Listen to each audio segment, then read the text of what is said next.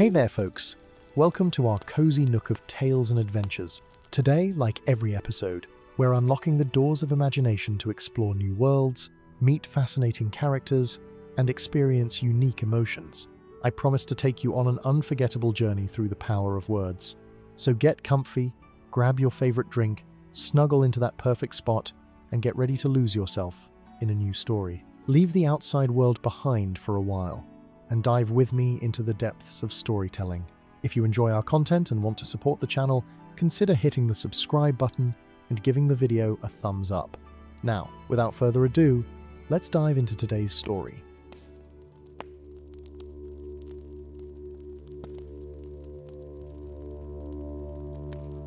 In the elder days of Middle-earth, when the light of the two trees still lived in memory, and the elves walked more freely between their hidden realms and the world of men, there existed stories that even the wise feared to speak aloud.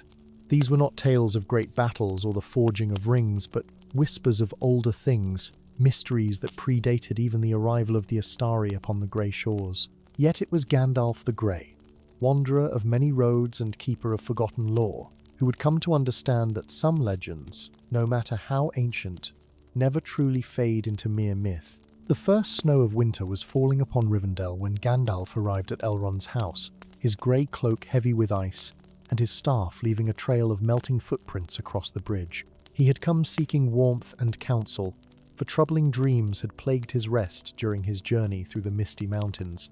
Dreams of singing that was not quite song, of lights that danced between the trees, and of a sorrow so profound it seemed to seep from the very stones of the earth. Elrond received him in the Hall of Fire, where flames leaped and crackled, casting dancing shadows upon the carved pillars. The Elf Lord's face was grave, more troubled than Gandalf had seen in many long years. They spoke of small matters at first, as was the custom, but the wizard could sense an unease in his host that would not be dispelled by pleasantries. It was not until the moon had risen high and silver over the valley that Elrond finally spoke of what weighed upon his heart. He told Gandalf of strange reports from the borders of his realm, of elves who had ventured into the wild woods and returned changed, their eyes distant, and their voices speaking of things that made little sense. They spoke of a glade where time moved differently, where a single hour might pass as a year, or a year as an hour.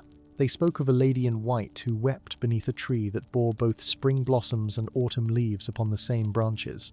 Most troubling of all, they spoke of forgetting. These elves, some of whom had walked Middle-earth for thousands of years, found their memories growing hazy, their grasp on the present weakening, as though they were slowly being pulled into some other place, some other time that existed alongside this world, but separate from it. Gandalf listened with growing concern, for he knew that the elves, of all the peoples of Middle-earth, were bound most closely to memory. Their lives were memory, stretching back through ages that would crush the minds of mortal men. For an elf to forget was not merely unusual, it was a kind of death, a severing from the very essence of what they were. The wizard spent 3 days in Rivendell, poring over ancient texts in Elrond's libraries, seeking any mention of such phenomena. He found scattered references, fragments of stories that seemed to dance at the edge of comprehension. There were tales from the first age of places where the barriers between worlds grew thin, where the music of the Ainur could still be heard if one listened carefully enough. There were warnings, written in scripts so old that even Elrond struggled to read them, of a grief that could not be consoled, a mourning that had no end. On the 4th morning, as dawn broke cold and clear over the valley, Gandalf made his decision. He would seek out this mysterious glade, this place where time and memory seemed to lose their meaning. Too many signs, too many echoes of something that demanded investigation. If there was a threat growing in the wild lands, it was better to face it now than to wait for it to spread. He departed alone, taking only his staff and what provisions he could carry. The path led him north and west, into regions where few travellers ventured. The land here was wild and unmarked by the hands of any people, a tangle of ancient forest and rocky dells, where the only sounds were the rush of hidden streams and the whisper of wind through bare branches. For 7 days he walked, following hints and traces that only one versed in the old lore might recognize. A stone carved with marks that predated the runes of the dwarves, a circle of trees that grew in a pattern no natural forest would produce. The faint scent of Eleanor blooms in a season when such flowers should not exist. It was on the 8th day, as twilight gathered purple and deep between the trees, that Gandalf found what he sought. He emerged into a clearing that should not have existed, a perfect circle of grass so green it seemed to glow with its own light. At the center stood a single tree, neither oak nor beech nor any species the wizard could name, its trunk silver white and its branches spreading wide to create a canopy that seemed to hold back the very sky. Beneath the tree sat a figure in white, and though her back was turned to him, Gandalf felt his breath catch in his throat. He knew, with a certainty that went beyond mere recognition, that he stood in the presence of something far older than himself, something that had witnessed the shaping of the world and carried within it a sorrow that had no name in any of the tongues of Middle-earth. Gandalf stood at the edge of the clearing, and for the first time in many long years, he felt genuine uncertainty. His hand tightened around his staff, not in preparation for battle, but as a drowning man might clutch at driftwood. The air in this place was strange, thick and thin all at once, as though he breathed both the winds of spring and the stillness of deep winter with every breath. The figure beneath the tree did not turn, did not acknowledge his presence in any way, yet he knew she was aware of him. How could she not be? The very grass seemed to bend toward her. The light itself curved in her direction, as though she were the center around which all things must orbit. He took a step forward, then another, each movement requiring an effort of will that surprised him. It was not that any force opposed him, but rather that the space between him and the tree seemed to stretch and compress in ways that defied the natural order of things. A single step carried him halfway across the clearing. The next brought him barely an inch closer. When at last he stood within arm's reach of the tree, the figure spoke. Her voice was like water over stone, wearing away at certainty and leaving only questions in its wake. You should not have come here, wanderer. This place is not for those who still walk in the circles of the world. Gandalf leaned upon his staff, gathering his thoughts before responding. He had spoken with the great and the terrible, with kings and dragons, with beings of power that mortals could scarcely imagine. Yet this quiet voice filled him with a trepidation he could not name. I am Gandalf, called Mithrandir by some, and I have come seeking answers to questions that trouble both elves and men. There are those in Rivendell who speak of changed elves, of memories lost and time that flows wrongly. I believe this glade is the source of these troubles. The figure was silent for a long moment, so long that Gandalf began to wonder if she would speak again at all. When she did, there was something in her voice that might have been amusement, or perhaps infinite sadness. The source, she said softly. Yes, I suppose that is one way to name it. But tell me, wizard, can you call the rain the source of the river? Can you name the seed the source of the forest? What flows from this place has always flowed. I did not create it. I am merely what remains when all else has been carried away. She turned then, and Gandalf found himself looking into a face that defied description. She was young and ancient, beautiful and terrible, familiar and utterly alien. Her eyes held depths that seemed to contain entire ages, and in them he saw the reflection of stars that had burned and died before the sun first rose over Middle-earth. I am Nírnaeth, she said, and in speaking her name, the very air seemed to shiver. I am the echo of what was lost, the memory of what can never be reclaimed. I dwell in the between places, where past and present touch, but do not meet. Gandalf felt the weight of her gaze upon him, measuring, considering. He sensed no malice in her, but neither did he sense the warmth of kinship that he found even among the most remote of the Eldar. She was something other, something that existed outside the normal flow of time and fate. The elves who come here, he said carefully, choosing his words as one might pick a path through a treacherous bog. They return changed, diminished. Their memories scatter like leaves before the wind. If you are not the cause of this, then what are you?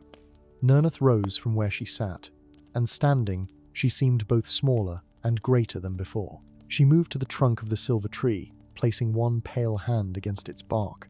The tree shimmered at her touch, and for just an instant, Gandalf saw it as it truly was, a thing woven from light and shadow and the substance of dreams, a bridge between what was and what might have been. I am a witness, she said. I am the keeper of the moment before breaking, the holder of the last breath before the cry. Long ago, longer than your reckoning or mine, there was a choice made, a path taken that led to great sorrow. The echo of that choice lives in me, and those who come too close to this place hear that echo.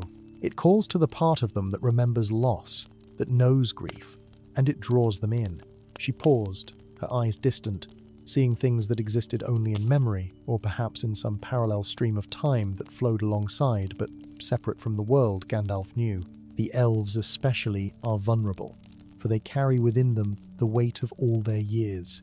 Every joy, every sorrow, every moment of their long lives exists within them always. When they come here, they hear the song of what might have been, the road not taken, the words left unspoken. Some cannot bear it. They become lost in the labyrinth of their own memories, unable to distinguish between past and present, between what happened and what they wished had happened. Gandalf absorbed this, his mind working through the implications. If what she said was true, then this was no dark magic, no curse that could be lifted or spell that could be broken. This was something far more fundamental, a natural consequence of a reality that existed in multiple layers, multiple possibilities. But why now, he asked. Rivendell has stood for ages, and the wild woods have always been wild. Why are elves only now being affected by this place? Nírnaeth turned back to him, and in her eyes he saw something that might have been pity. Because the world is ending, wizard.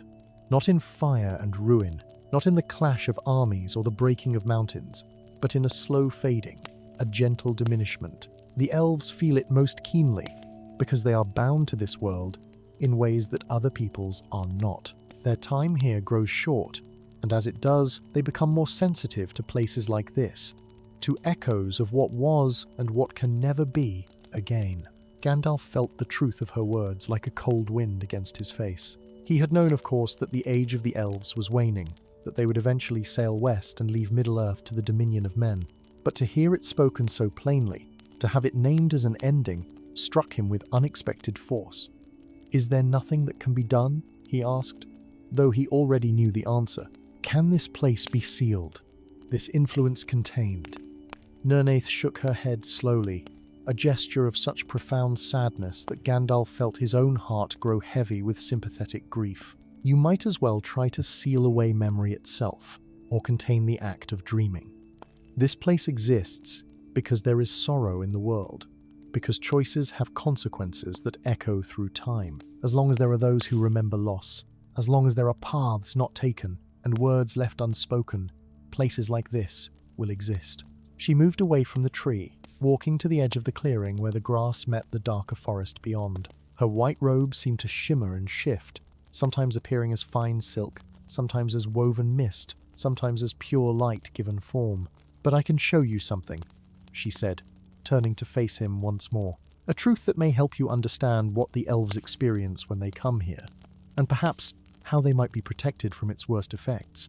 Before Gandalf could respond, Nírnaeth raised her hand, and the world changed. The clearing remained, but now it was overlaid with images, visions that flickered and shifted like reflections on disturbed water. Gandalf saw the same glade in different seasons, different ages. He saw elves walking through it in times long past, their forms bright with the light that had dwelt in Valinor. He saw battles fought and won, lovers meeting in secret beneath the silver tree, children playing in the green grass while their parents watched with gentle smiles. But with each vision came its shadow, its counterpoint. For every meeting, a parting. For every joy, a grief. For every beginning, an ending that came too soon or lingered too long. The visions multiplied, layering upon each other until Gandalf could no longer distinguish where one ended and another began. Time itself seemed to lose meaning, past and present and future existing simultaneously in a dizzying whirl of possibility and memory. He staggered, leaning heavily upon his staff, feeling his own memories rising up unbidden. He saw Bilbo as he had been when they first met, young and uncertain, standing at the door of Bag End. He saw the dragon's fire in Erebor, the faces of those who had fallen in that quest. He saw roads he had walked, friends he had lost, choices he had made that led to outcomes both good and ill. And underlying it all was a question, a terrible question that seemed to come from the very heart of existence itself. What if? What if he had chosen differently? What if he had spoken when he remained silent, acted when he hesitated, turned left instead of right on any of the 1,000 roads he had travelled? Enough, he gasped, closing his eyes against the onslaught of visions. Enough. please." The visions ceased, and when Gandalf opened his eyes again, he found himself on his knees in the grass, his staff fallen beside him. Nírnaeth stood over him, her expression unreadable. "Now you understand," she said softly. "This is what the elves experience, magnified by the length of their lives and the depth of their memories. Imagine carrying not centuries but millennia of such moments, such choices, such possibilities. Is it any wonder that some become lost in them?" Gandalf struggled to his feet, retrieving his staff with hands that trembled slightly. His breath came hard, and he felt aged in a way that went beyond mere physical weariness. He had touched something vast and terrible, a truth about the nature of existence that most beings were mercifully sheltered from. "How do you bear it?" he asked, his voice rough. "To exist in such a state constantly, to be aware of all those paths, all those possibilities?" "I do not bear it," Nírnaeth replied. "I am it. I am the living embodiment of that question, that eternal what if. I do not exist in one time or place, but in all the spaces between, all the moments of hesitation and regret and wondering. It is not a burden I carry, it is what I am." She walked back to the silver tree, sitting once more at its base. The clearing seemed to settle around her, as though her presence there was as natural and inevitable as the growing of grass or the falling of rain. "But there is a way to protect those who venture here," she continued. "Not to shield them from the experience entirely, for that would be both impossible and perhaps unwise, but to help them find their way back to themselves afterward." Gandalf listened intently, his scholarly mind reasserting itself despite the lingering disorientation from what he had experienced. "Speak on," he said. "If there is a way to ease the suffering this place causes, I would know it." Nírnaeth was silent for a moment, and when she spoke, her words came slowly, as though she were choosing them with great care. "The elves who come here and lose themselves do so because they have nothing to anchor them to the present moment. They drift in the sea of memory and possibility with no shore to return to, but if they carry with them something of weight, something that ties them firmly to the now, they can venture into these visions and return unscathed." "What manner of thing?" Gandalf asked. "A talisman? A spell?" "Neither and both," Nírnaeth replied, a faint smile touching her lips. "It is not an object that protects, but a truth held so deeply that no amount of memory or possibility can dislodge it. Each elf must find their own anchor, their own certainty, but once found and properly understood, it will hold them fast against the currents of time that flow through places like this." Gandalf nodded slowly, beginning to understand. It was not unlike the way he himself had weathered the storm of visions moments before. He had clung to his purpose, to the knowledge of who he was and why he had come to Middle-earth. That sense of mission had been his lifeline back to the present. "But how does one teach such a thing?" he asked. "How can I return to Rivendell and tell the elves to simply hold fast to a truth when they do not yet know what that truth should be?" Nírnaeth rose once more, and this time she approached Gandalf directly. Standing before him, she seemed both impossibly ancient and impossibly young, as though age itself had no meaning for her. "You cannot teach it," she said. "Each must discover it for themselves, but you can guide them toward the discovery. Tell them this. In the moment when they feel themselves slipping away, when past and present and future blur together, they must ask themselves one question. Not what if, but what is. What is true now, in this moment? What cannot be changed, cannot be undone, cannot be wished away?" She reached out and placed one pale hand over Gandalf's heart. He felt a warmth there, not uncomfortable but profound, as though she touched not merely his physical form but something deeper. "For you, wizard, the truth is purpose.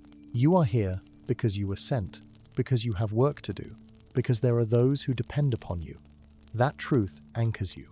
For an elf, the truth might be love for a place or a person, a promise made and kept, a song that must be sung. It will be different for each, but the principle remains the same. What is real? What is now? What matters in this moment?" Gandalf felt her hand withdraw, but the warmth remained, a gentle reminder of the lesson she had imparted. "I understand," he said, "or at least, I begin to. But there is another question that troubles me. If this place exists because there is sorrow in the world, because of choices and their consequences, then are there other such places? Are there other beings like yourself scattered throughout Middle-earth? Nírnaeth's expression grew distant, thoughtful. There are places of power throughout this world, wizard. You know this already. Some are places of light, where the memory of the ancient days still lingers strong. Others are places of shadow, where evil has left its mark so deeply that the very stone remembers. This glade is neither light nor dark. It is a place of in-between, where all possibilities exist at once. She gestured to the forest beyond the clearing. As for others like myself, there are a few, not many, for we are accidents of fate. Beings who came into existence at moments of such profound choice or sorrow that we became, in a sense, permanent echoes of those moments. We do not seek each other out. We do not form councils or make plans. We simply are, witnesses to what was and what might have been. A thought occurred to Gandalf then, a question that had been forming in the back of his mind since he first laid eyes upon Nírnaeth. You spoke of a choice made long ago, he said carefully. A path taken that led to great sorrow. Was it your choice? Are you the echo of your own grief? For the first time since their conversation began, Nírnaeth's composure seemed to waver. Something flickered across her face, too quick to name, but unmistakably painful. I do not remember, she said quietly. That is the cruelest part of what I am. I exist because of a choice, a moment of such profound consequence that it created a permanent scar in the fabric of time itself. But whose choice it was, what exactly was chosen, these things are lost to me. I am the question without the context, the grief without the memory of what was lost. She turned away from him, looking up at the silver tree with an expression of infinite longing. Sometimes I think I feel the shape of it, she continued, like a word on the tip of one's tongue, or a melody heard in a dream. There was love, I think, and separation, and a door that closed, which could never be opened again. But beyond that, I cannot say. Perhaps it is better that way. Perhaps knowing would be a burden too great to bear. Gandalf felt a deep compassion for this strange being, this living echo of forgotten sorrow. He understood now why the elves found this place so affecting. Nírnaeth was, in a sense, the distilled essence of what it meant to be an elf, to carry the weight of memory and loss through long ages. She was what they feared becoming, what they might become if they surrendered to the melancholy that sometimes overtook even the fairest of the firstborn. Is there no way to free you? He asked gently. No way to resolve the question you embody, to give you peace? Nírnaeth smiled again, and this time there was genuine warmth in it, though touched with sadness. Dear wizard, she said, I am not imprisoned. I am not suffering. I am simply what I am, as the stone is stone and water is water. To free me would be to unmake me, and I do not wish for that. My existence may seem strange to you, perhaps even tragic, but it has meaning. Every elf who comes here and looks into the mirror of possibility, every being who touches the question of what if, they are all changed by the encounter. Some for the better, some for the worse, but all are changed. And in that change, in that confrontation with the fundamental uncertainty of existence, there is a kind of gift. She moved to the edge of the clearing, gesturing for Gandalf to follow. Come, she said, I will show you the path back to the world of solid time, where one moment follows another in orderly fashion, and the past stays safely in the past. But before you go, I would give you something to carry with you, a token of our meeting. Gandalf followed her to where the grass met the forest floor. There, growing in a small cluster, were flowers unlike any he had seen before. They were white, like stars fallen to earth, but their petals seemed to shift and shimmer, sometimes appearing solid, sometimes translucent as glass. These are called nihilien in the ancient tongue, Nírnaeth said, kneeling beside the flowers. The name means memory bloom, or perhaps more accurately, the flower of remembering what is. They grow only in places like this, where time becomes uncertain, and the boundaries between past and present grow thin. She reached out and carefully plucked one of the blooms, holding it up for Gandalf to see. In the fading light of evening, the flower seemed to pulse with its own gentle radiance, and looking at it, the wizard felt his mind grow clearer, sharper, more focused on the present moment. When an elf feels themselves slipping into the labyrinth of memory, Nírnaeth continued, the scent of this flower can help guide them back. It does not prevent the visions, nor does it shield one from the weight of possibility, but it reminds. It anchors. It says, this moment, this breath, this heartbeat is real, and now. She offered the flower to Gandalf, who took it carefully, noting how it seemed almost weightless in his hand. The petals were soft as silk, yet when he touched them he felt that same sensation of clarity, of being firmly rooted in the present. "How many may I take?" he asked. "There are several elves in Rivendell who have been affected, and I would see them all helped if possible." "Take what you need," Nírnaeth replied. "The flowers will grow again, as they always have. But wizard, hear this warning. The nihilien are powerful, and they must be used wisely. If one relies upon them too heavily, uses them to avoid rather than navigate the difficult waters of memory, they can become a crutch. The goal is not to hide from the question of what if, but to learn to hold it alongside what is, to exist in that tension without being destroyed by it." Gandalf nodded his understanding and carefully gathered several of the blooms, wrapping them gently in a cloth from his pack. Even through the fabric, he could feel their subtle influence, a quiet insistence on the reality of the moment. As he worked, a question occurred to him, one that had been nagging at the edge of his thoughts throughout their conversation. "Nírnaeth," he said, straightening and looking at her directly. "You say that you exist as an echo of a choice made long ago, that you are the question without the answer. But surely you must have some desire, some purpose, beyond simply being. What do you want? If you could have anything in all of Middle-earth, what would it be?" The being in white regarded him silently for a long moment, and in her eyes Gandalf saw depths of consideration that might have taken years to fully form into thought. "I want," she said slowly, as though tasting the word and finding it strange, "I want to understand. Not to remember, perhaps that is impossible for me, but to understand why. Why does the echo persist? Why do I exist when the moment that created me has long since passed? Why do places like this glade continue to call to those who carry sorrow, even when that calling brings pain?" She paused, looking up at the silver tree with an expression that might have been longing or might have been recognition.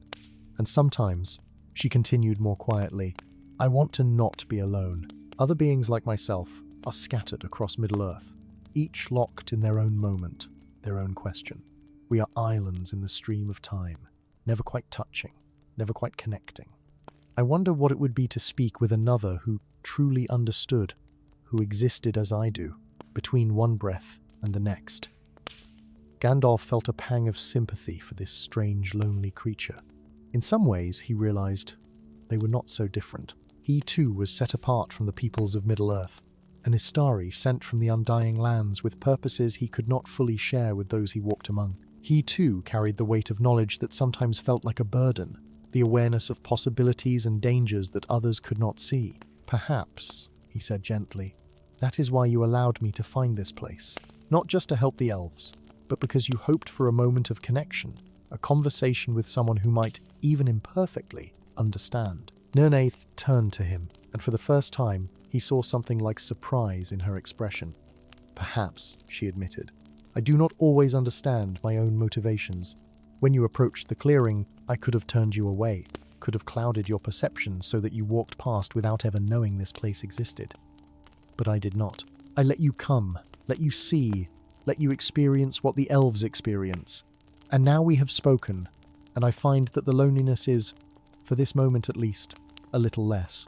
They stood together in the gathering darkness, wizard and echo, two beings who existed somewhat outside the normal flow of time and fate. The silver tree above them seemed to glow more brightly as night fell, and the stars began to appear in the sky above, cold and distant and beautiful. "Tell me," Nírnaeth said after a while, "about the world beyond this glade.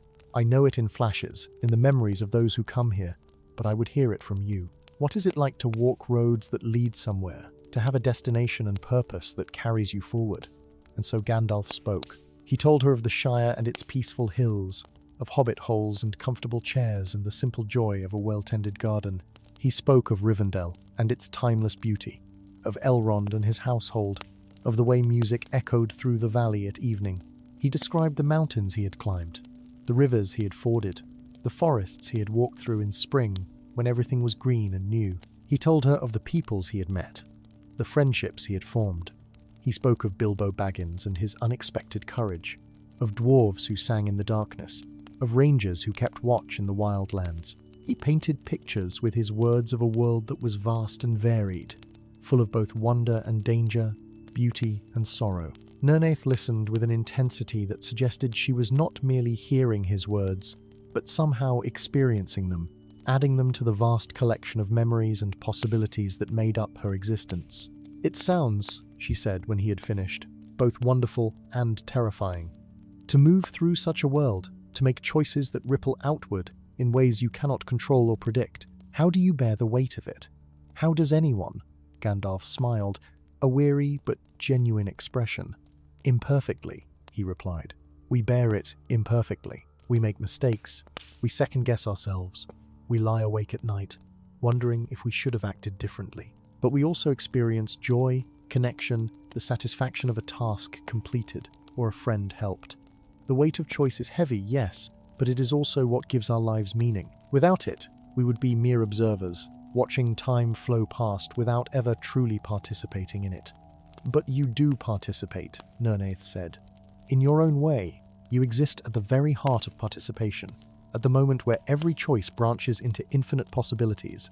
You are the living embodiment of engagement with existence." "Perhaps," she acknowledged. "But it is a strange sort of participation, one without forward motion, without the satisfaction of completion. I am forever at the threshold, never crossing it, forever asking the question, never hearing the answer." They fell silent again, and in that silence, Gandalf became aware of something he had not noticed before. The clearing was changing. Subtly, almost imperceptibly, the grass beneath his feet had grown longer, the silver tree's branches had shifted their positions, and the very quality of the starlight seemed different than it had been moments ago. "Time moves strangely here," Nírnaeth said, noticing his awareness. "You have been in this glade for what feels like an hour or two, but in the world beyond, 3 days have passed. Do not be alarmed. When you leave, you will find yourself returned to the proper flow of time, with no ill effects. But you begin to see, perhaps, why the elves who linger here too long become disoriented." 3 days, Gandalf repeated, a note of concern in his voice. "Elrond will be worried. I should depart soon." But before he could move, Nírnaeth raised a hand. "Wait," she said. "There is one more thing I would show you, one more truth about this place, that you should understand before you carry word of it back to Rivendell." She moved to the center of the clearing, standing directly beneath the silver tree. As she did so, the quality of light changed again, becoming somehow denser, more tangible. Gandalf felt the air grow thick with presence, as though the glade itself were holding its breath. "This tree," Nírnaeth said, placing both hands upon its trunk, "is not merely a marker of this place. It is, in a sense, the place itself. The roots run deep, deeper than soil and stone, down into the very foundations of the world. They touch upon the music that shaped all things, the song that was sung before the sun and moon were made." As she spoke, the bark beneath her hands began to glow with a soft, silvery light, and Gandalf saw, or perhaps felt, or perhaps simply understood in some way that transcended normal perception, that the tree was indeed far more than it appeared. It was a conduit, a channel through which the original creative forces of the world still flowed, diminished but not extinguished. When the elves come here and experience the visions of what might have been, they are not merely seeing memories or possibilities. They are touching, for a brief moment, the same creative principle that shaped the world in its first making. They are experiencing existence not as a fixed thing, but as it truly is, as a constant choosing, a perpetual becoming. Gandalf felt his breath catch as understanding dawned. This place, this glade, this strange being before him, they were not aberrations or accidents. They were windows, or perhaps mirrors, showing the truth that lay beneath the surface of everyday reality. The solid world, with its rocks and trees and rivers, was merely one possibility made manifest. Beneath it, around it, flowing through it, were all the other possibilities, all the other paths that might have been taken. "That is why this is so dangerous," he said slowly, working through the implications. "Not because it is false or corrupting, but because it is too true. It shows things as they really are, and most beings cannot bear that much truth." Nírnaeth nodded, removing her hands from the tree. The glow faded, and the clearing returned to its previous state of quiet mystery. Exactly so, she said. The elves, with their long memories and their connection to the ancient days, are more susceptible to this truth than others. They remember, however dimly, the time before the world was fixed, when possibility was more fluid. Coming here awakens that memory, and some cannot find their way back to the comfortable illusion of solid, unchanging reality. She looked at Gandalf with those ageless eyes, and he saw in them both warning and hope. The nihilien will help, she continued. They will provide an anchor, a reminder of what is. But ultimately, each elf must make a choice. They must decide whether to embrace the uncertainty, to live in the tension between what is and what might have been, or to turn away from this place and never return. And what would you counsel? Gandalf asked. If it were your choice to make, what would you advise? Nírnaeth was quiet for a long moment, considering. I would say, she replied, at last, that there is wisdom in both paths. Some are strengthened by confronting this truth, by learning to hold the question of what if, without being destroyed by it. They return to their lives with a deeper appreciation for the choices they have made, a greater awareness of the gift of each moment. But others are not ready for such confrontation. For them, it is better to walk different paths, to find their meaning in the world of solid things and forward-moving time. She smiled faintly. The trick, as with most things, is knowing which sort of person you are, and that is a question each must answer for themselves. Gandalf nodded, feeling the weight of the nihilien in his pack, understanding now the full complexity of what he carried. These flowers were not a cure or a shield. They were a tool, and like all tools, their value depended on how they were used. I should go, he said. I have learned what I came to learn, and more besides. Thank you, Nírnaeth, for your wisdom and your honesty. This meeting has been strange and difficult, but also valuable in ways I am only beginning to understand. Nírnaeth stepped forward, and to Gandalf's surprise, took both of his hands in hers. Her touch was cool, like morning mist, but not unpleasant. She looked into his eyes with an intensity that seemed to pierce through all his defenses, all his carefully maintained facades, down to the core of who and what he truly was. Before you go, she said, I must tell you something that I have told no other living being. You have shown me kindness and understanding, wizard. You have listened without judgment and spoken without condescension. For that, I will give you a gift greater than the flowers you carry. She released one of his hands, but kept hold of the other, and with her free hand, she gestured toward the silver tree. As she did so, its trunk began to shimmer and shift, becoming translucent, and within its heart, Gandalf saw something that made his breath catch. It was a vision, but unlike the chaotic swirl of possibilities he had experienced before, this was clear, focused, singular. He saw himself, older than he was now, standing upon a bridge of stone. Fire and shadow writhed before him, something ancient and terrible, and he stood against it with his staff raised and his voice calling out words of power and defiance. The vision lasted only a moment, but in that moment, Gandalf understood. He was seeing not a possibility, not a what if, but a what will be, a certainty, a point toward which all his roads were leading, however they might twist and turn along the way. Why show me this? He asked, his voice shaken. Why give me knowledge of what is to come? Nírnaeth smiled, sad and knowing. Because you will need it, she said.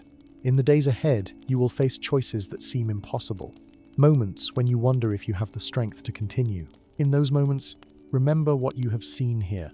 Remember that some things are certain, that some paths, once begun, lead inevitably to their destined end. You cannot avoid what is coming, wizard, but you can face it with the knowledge that it matters, that your stand will not be in vain. Gandalf felt the weight of her words settle over him like a cloak. He had always known in some abstract way that his mission in Middle-earth would require great sacrifice, but to see it, to know it with such certainty, was both terrifying and strangely liberating. Will I survive? He asked, and was surprised to find that the answer mattered less than he thought it would. That, Nírnaeth said gently, is not for me to say.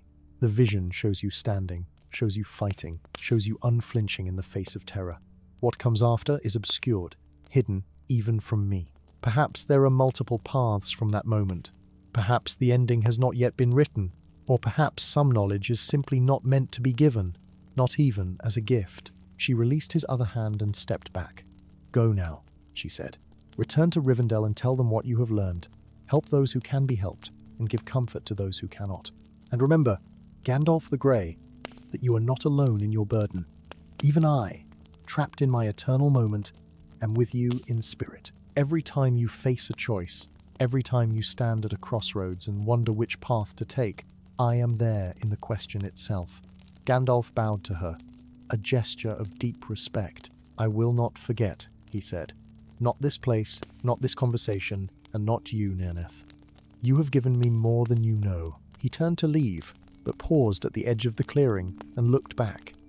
Nírnaeth had returned to her position beneath the silver tree, sitting as she had been when he first arrived.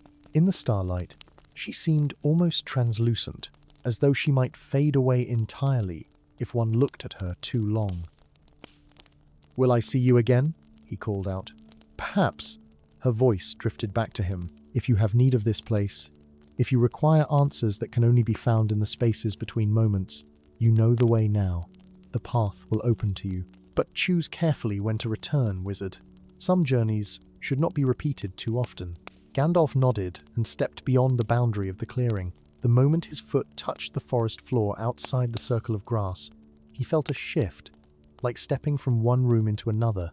The oppressive weight of possibility lifted, and time resumed its normal, linear flow. He looked back and saw the clearing as it appeared from the outside, just another glade among many, unremarkable save for the silver tree at its center. No sign of Nírnaeth was visible, though he somehow knew she was still there, would always be there, keeping her vigil in the place between moments. The journey back to Rivendell took 7 days, the same duration as his journey out, and Gandalf used the time to organize his thoughts and consider how best to convey what he had learned. The nihilien he carried seemed to maintain their potency despite the passage of time, their petals remaining fresh, and their subtle influence detectable even through the wrapping. As he walked, he found himself thinking not just about the elves he would help, but about Nírnaeth herself. What must it be like, he wondered, to exist in such a state, to be aware of all possibilities without being able to choose any of them, to hold every question without access to answers, to be simultaneously everything and nothing? In some ways, he realized, she had shown him what the elves feared most about their own nature. They too carried vast memories, too existed partially outside the normal flow of mortal time. They too sometimes struggled with the weight of what might have been, the paths not taken, the choices that could not be unmade. Nírnaeth was like a mirror held up to the elven spirit, reflecting back its deepest nature in a form so pure and concentrated that it became unbearable. But she had also shown him something else, something that gave him hope. She had shown him that it was possible to exist in that state without being destroyed by it. She endured. She found meaning. She even felt joy in the connection she made with those rare visitors who found her glade. If she could bear such an existence, then surely the elves could learn to bear their own lesser version of it. The forests gradually gave way to more familiar lands, and on the 8th morning Gandalf crested a ridge and saw the valley of Rivendell spread out below him. The sight of Elrond's house, with its pillared halls and gardens terraced down to the rushing river, filled Gandalf with a relief he had not expected to feel. After his time in the glade, where reality itself seemed negotiable, the solid permanence of Rivendell was deeply comforting. Here was a place that had stood for ages, and would stand for ages more, a fixed point in a shifting world. Elrond met him at the bridge, his keen eyes taking in Gandalf's appearance with evident concern. The wizard knew he must look worn, older perhaps than when he had left, though whether that aging was real or merely the lingering effect of his experience in the glade, he could not say. "You have been gone longer than expected," Elrond said without preamble. "I had begun to fear that you too had fallen victim to whatever afflicts my people." Gandalf smiled wearily. "I came close, my friend, closer than I would have liked.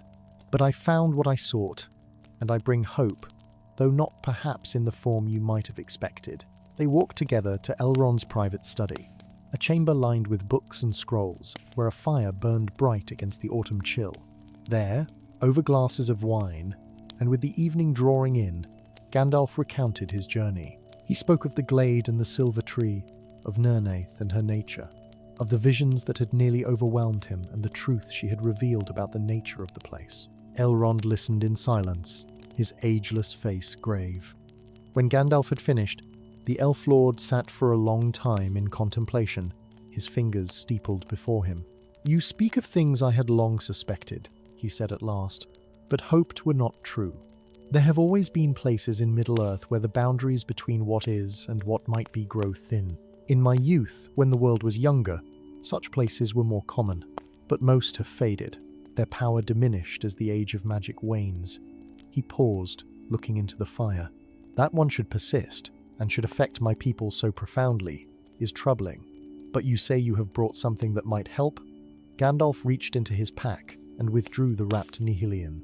As he unfolded the cloth, the flowers within seemed to glow softly in the firelight, and even Elrond, who had seen wonders beyond counting, drew in a sharp breath. "Memory blooms," the Elf Lord said quietly. "I have read of such flowers in the oldest records, but I never thought to see them with my own eyes. It is said they grew in the gardens of the Valar themselves before the world was marred." Gandalf arranged the flowers carefully on the table between them. "These grow in the glade," he said. "The being I met there, Nírnaeth, told me that their scent can help anchor one to the present moment. They do not prevent the visions or shield against them, but they provide a lifeline back to what is real and now." Elrond reached out and touched one of the blooms gently, and as he did so, his expression shifted. Gandalf could see awareness dawning in his eyes, a clarity and focus that had perhaps been slightly dimmed by the weight of his long years. "Remarkable," Elrond murmured. "I can feel it, a kind of pulling back into the moment, a reminder that this breath, this heartbeat, this conversation is what truly matters.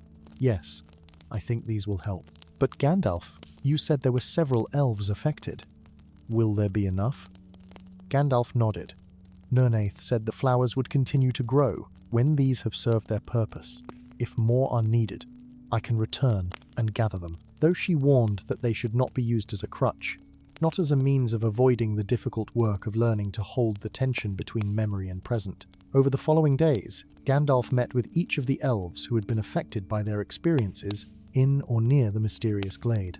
They were a varied group, some young as elves count youth, others ancient beyond the reckoning of mortal races, but they all shared a certain look, a distance in their eyes, as though part of them remained trapped in the web of visions and possibilities.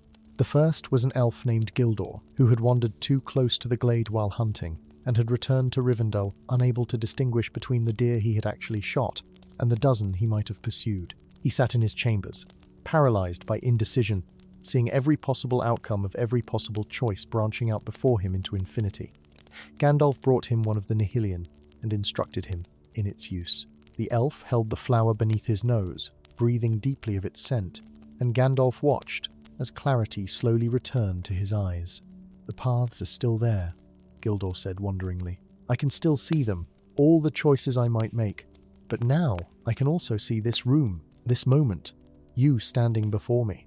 The possibilities no longer drown out the present." They spoke for a long while, Gandalf sharing what Nírnaeth had told him about finding one's anchor, one's central truth. For Gildor, that truth proved to be his love of the hunt itself.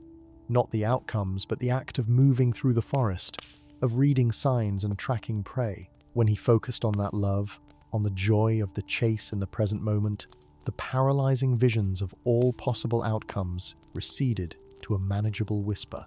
Next came Arwen's companion, an elf named Lynewyn, who had ventured to the glade seeking answers about a choice she faced. She had emerged unable to sleep, her dreams filled with visions of all the lives she might live, all the paths she might walk. Every time she closed her eyes, she saw herself in 100 different futures, and the weight of them was crushing her spirit. For her, the nihilien brought relief, but it was Gandalf's words about Nírnaeth that truly helped. He told her how the being in the glade existed in a state of perpetual question, yet found meaning and even moments of joy in that existence. If Nírnaeth could endure being the living embodiment of uncertainty, surely Lynewyn could learn to live with the uncertainty of her own choices. "What is your anchor?" Gandalf asked her gently. "What truth holds you to this world, to this moment?" Lynewyn was quiet for a long time, the nihilien held loosely in her hands. Then she spoke. Love, she said simply. Not love of any particular person or place, but the capacity for love itself. The ability to care, to connect, to feel joy in another's happiness and sorrow in their pain. Whatever path I choose, whatever future unfolds, that capacity remains. It is the constant beneath all variables. Gandalf smiled, recognizing wisdom when he heard it. Yes, he said, hold to that truth, and the visions will lose their power to overwhelm you.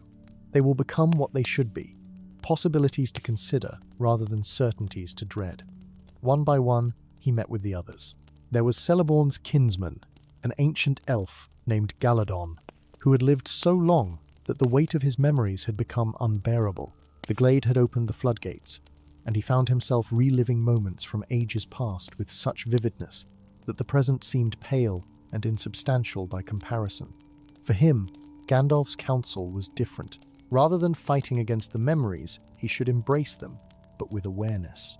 Your long life is not a burden, the wizard told him. It is a gift, a perspective that few in Middle-earth can claim. The past informs the present, but it does not define it. Each moment, no matter how many have come before, is new and unique. Galadon took the nihilien and breathed its scent, and Gandalf saw tears forming in the ancient elf's eyes. Tears not of sorrow, but of relief. I had forgotten, Galadon said softly, what it was to simply be present, to exist in a single moment, without the weight of millennia pressing down upon me. He had ventured to the glade on a dare, and what he had experienced there had shaken the foundations of his understanding. Unlike the older elves, who had learned to bear the weight of time and memory, Eärendil had no such preparation. The visions had shown him all the versions of himself he might become, all the paths his life might take, and the sheer scope of possibility had paralyzed him with fear. Gandalf found him sitting by the banks of the Bruinen, staring into the rushing water with hollow eyes. When the wizard approached, the young elf barely acknowledged his presence. I cannot choose, Eärendil said, his voice flat and defeated. How can I choose any path when I have seen them all? Every choice leads to both joy and sorrow, triumph and failure. How do I know which is the right path? How does anyone know? Gandalf sat beside him, his old bones grateful for the rest. He was quiet for a long moment, watching the water rush past, constant and ever-changing. You do not know, he said finally. That is the truth of it, Eärendil. No one knows which path is right before they walk it. We make our choices based on the best knowledge we have in the moment, and then we live with the consequences, for good or ill. But I saw, the young elf protested.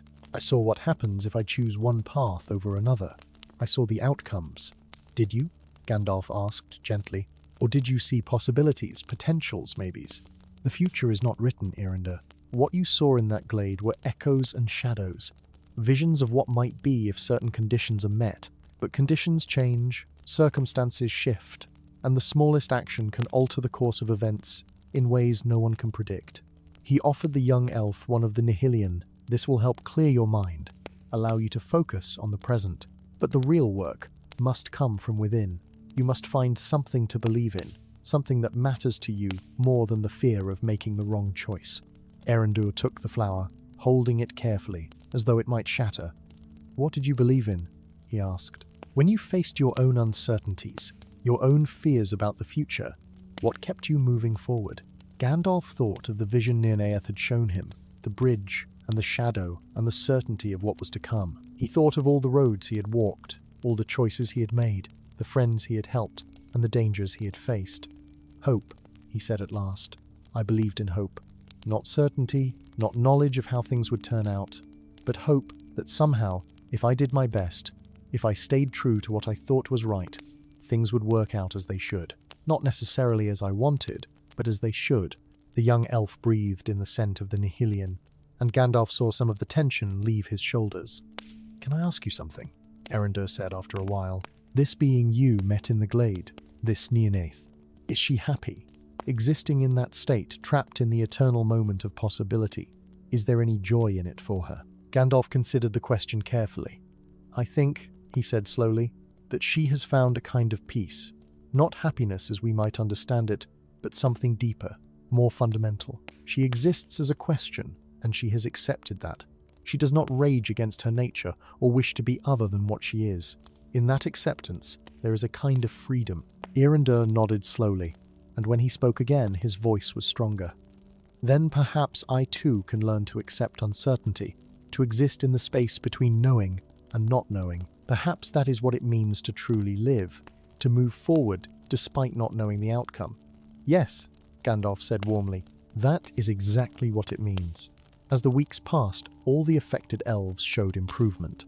The nihilien proved remarkably effective, not as a cure, but as a tool to help them regain their balance. More importantly, the conversations Gandalf had with each of them, the wisdom he shared about living with uncertainty and finding one's anchor in the present, gave them the inner resources they needed to navigate their experiences. But Gandalf knew that this was not the end of the matter. The glade would remain, and Nírnaeth would continue her eternal vigil there. Crisp and clean, and overhead, stars were beginning to appear in the deepening blue of the sky. Should we warn others away from the place? Elrond asked.